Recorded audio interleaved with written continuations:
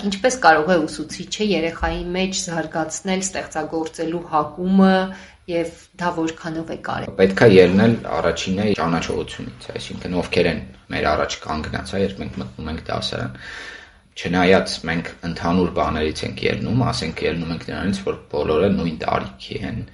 նույն մշակութային միջավայրից, նույն լեզվի կրողներ են հիմնականում, ու մեր ուսումնական ծրագիրը կառուցում ենք դրա վրա, բայց հենց ստեղծագործականությունը շեշտադրելու համար մենք պիտի ելնենք տարբերություններից։ Մենք պիտի հասկանանք երեխաների անհատական որակները, այսինքն հասկանանք ոչ թե ինչով են նրանք նման, այլ ինչով են տարբեր, ով ինչ է իր հետ բերում։ Երբ որ այս ճանաչումը, դիտարկումը ճիշտ տեղի է ունենում երեխայի, ու մենք հասկանում ենք, որ օրինակ Մարինեն ունի, չգիտեմ, նրբանկատություն, որոշակի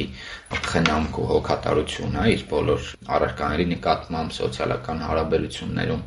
ուրեմն մենք հենց Մարինեի ստեղծագործականությունը զարգացնելու գործում պետք է հենվենք այդ նուրբ կոմպոնենտի վրա։